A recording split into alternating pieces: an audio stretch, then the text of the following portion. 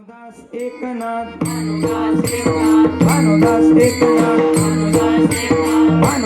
एकनाथ भानुदास एकनाथ ज्योतिष सांगणार भविष्य बघणार मी आलो रायाचा जोशी होरा ऐका दादानो मी आलो रायाचा जोशी होरा ऐका दादानो होरा ऐका दादानो होरा ऐका दादानो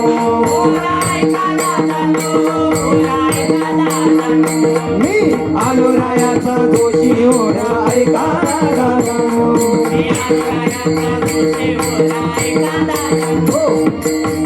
ज्योतिष सांगणार भविष्य सांगणार हाताची हस्तरेषा बघून ग्रहांची स्थिती नशिबाची परिस्थिती सांगणार ज्योतिष सांगणार भविष्य सांगणार हो ज्योतिष बुवा अहो माझं पण भविष्य सांगा की राव.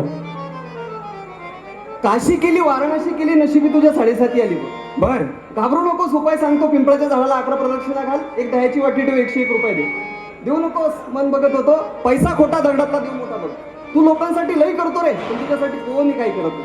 खरंय अहो पण तुम्ही हे काय भविष्य सांगताय राव.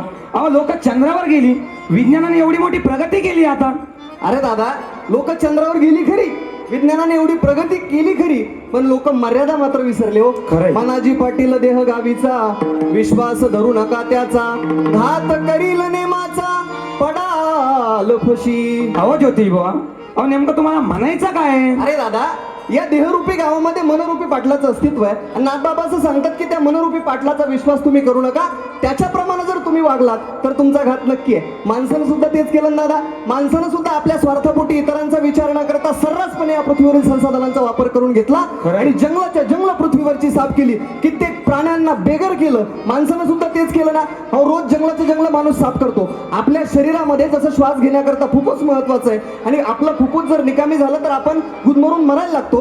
तसं या पृथ्वीचं फुफ्फुस म्हणजे ही वनराई आहे आणि आपण तीच नष्ट केल्यामुळे आता ती गुदमरायला लागलेली आहे आणि त्याच्यामुळं ग्लोबल वॉर्मिंग सारखे मोठमोठे प्रश्न आता उद्भवायला लागलेले आहेत. Global warming refers to rise in temperature because of increasing concentration of greenhouse gases in atmosphere आणि ते का वाढत असतील तर वृक्षतोडीमुळं मानवानं केलेल्या मनमानीमुळं. खरंय. जगाच्या समोरील सर्वात चिंताजनक समस्यांपैकी ग्लोबल वॉर्मिंग एक आहे दादा.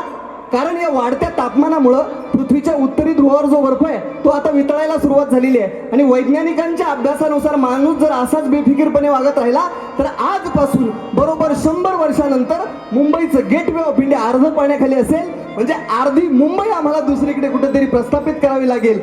एवढंच नाही समुद्रात जी जी काही लहान बेट आहेत ती पूर्णपणे पाण्याखाली जातील जिथं आपल्यासारखीच माणसं राहतात ना दादा. एवढंच नाही पूर्व भागामध्ये पूर्णपणे बांगलादेश पाण्याखाली जाऊन बिहारच्या पटण्यापर्यंत पाणी येईल म्हणजे आम्हाला पूर्णच्या पूर्ण एक देश प्रस्थापित करावे लागेल आणि हे जर सगळं कशामुळे होत असेल तर वृक्षतोडीमुळं आणि कदाचित हा होणारा धोका 350 वर्षापूर्वी जगद्गुरु तुकोबारांना कळला असावा म्हणून त्यांनी सांगितलं दादा वृक्ष हे आपले सगळे सोयऱ्यात आणि सगळ्या सोयऱ्यांच्या डोक्यात कुणी कुऱ्हाड घालतं का भाऊ? नाही. जाऊ द्या डोक्यात कुऱ्हाडी घालणारी कुणी सोयरी करतं का? अजिबात नाही. म्हणून त्यांनी सांगितलं वृक्षवल्ली आम्हा सोयी रे वनचरे वृक्षवल्ली आम्हा सोयी रे वनचरे पक्षी सुस्वरे आळवी ती वृक्षवल्ली आम्हा सोयी रे वनचरे वृक्षवल्ली आम्हा सोयी वनचरे. अरे दादा माणसाचा सगळ्यात मोठा दागिना जर काय असेल तर ते त्याचं चरित्र आहे. नाथबाबा सांगतात वासना बायको शेजारीन झगडा घाली मोठा दारून तिच्या पायी नागवान घर बुडविसी. दादा प्रत्येक गावात जर आपण गेलो तर ट्रक भरून नवरदेव आपल्याला सापडतात. त्याचं कारण असं आहे की त्याच्यामध्ये सुद्धा मानवानं केलेली मनमानीच आहे. कित्येक मुलींचे जीव आपण गर्भामध्येच त्या ठिकाणी मारलेत. वासना ही सगळ्या आजची तरुण पिढी वासनेच्या इतकी आहारी गेलेली आहे महाराज. ज्या छत्रपती शिवाजी महाराजांच्या महाराष्ट्रामध्ये आम्ही राहतो त्या छत्रपती शिवाजी महाराजांच्या चारित्र्यावर दुश्मनांचा सुद्धा विश्वास होता. शाहिस्ते खानावर झालेल्या छावप्याच्या धावपळीमध्ये खानाची मुलगी गायब झाली आणि तो आरोप माझ्या शिवबाराजांवर लावण्यात आला. निर्भया औरंगजेबाला निरोप सांगण्याकरता गेला आणि सांगू लागला हुजूर हुजूर गजब हो गया शिवा आया आके लाल महल के अंदर घुस गया हुजूर घुस गया बच गया अल्लाह ताला की मेहरबानी से हमारे मामा बच गए लेकिन उस शिवा ने क्या किया बताया हुजूर हम मामा की लड़की को भगा कर ले गया. औरंगजेब तख्तावरून उठून उभा राहिला उठून थोडा पुढे आला आणि औरंगजेबाचे उद्गार कान ठेवून ऐका तुम्ही आणि हे दुश्मनांचे उद्गार ते विसरू नका.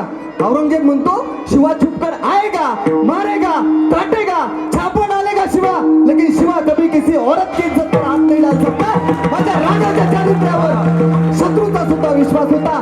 दुर्दैव या महाराष्ट्र महाराष्ट्राचं आजच्या तरुणावर शेजाराचा सुद्धा विश्वास नाही. आजचा तरुण म्हणजे जवानीच्या नादात दिवाना होऊन भवानीच्या मागे फिरण्यात व्यस्त असलेला. अहो, दररोज कितीतरी बलात्काराच्या केसेस आपल्या महाराष्ट्रामध्ये दर्ज होतात. मागच्या एका वर्षात 20,000 मुली महाराष्ट्रातून बेपत्ता झाल्यात. ज्या वासनेला संतांनी ओढाळ काय म्हटलं त्याच्या जर तुम्ही नादी लागलात तर तुमचा बर्बादी तुमचा घात झाल्याशिवाय राहणार नाही. वासना ओढाळ गाय गड्यानो, वासना ओढाळ हनुन मोडावा पाय तिचा, हनुन मोडावा पाय, वासना ओढाळ गाय गड्यानो, वासना ओढाळ गाय. हो म्हणून सांगतोय नाथ बाबांचा हावरा जर तुम्ही ऐकलात तर येथून पुढे बरे होईल. भक्ती सुखे दोंद वाढेल, फेरा 84 चुकेल, धन मोकाशी नाना. म्हणजे हा होरा सांगण्याकरता नाथ बाबांनी मला पाठवले. एका जनार्दनी कंगाल जोशी होरा सांगतो लोकांशी, जा शरण सद्गुरुशी, फेरा चुकवा 84. म्हणजे मनुष्य देह आपल्याला एकदाच प्राप्त होतो आणि त्याच्यात जर तुम्हाला भगवान परमात्म्याची प्राप्ती करून घ्यायची असेल तर नाथ बाबांनी या होऱ्यात सांगितलेल्या मर्यादाचं तुम्ही पालन करा, सद्गुरूला शरण जा आणि भगवंताचं नामस्मरण करा. तुमचं कल्याण झाल्याशिवाय राहणार नाही. मी आलो रायाचा जोशी, होरा ऐका दादानो,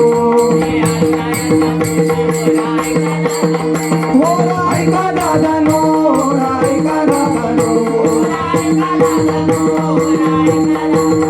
मी आलो रायाचा जोशी, होरा ऐका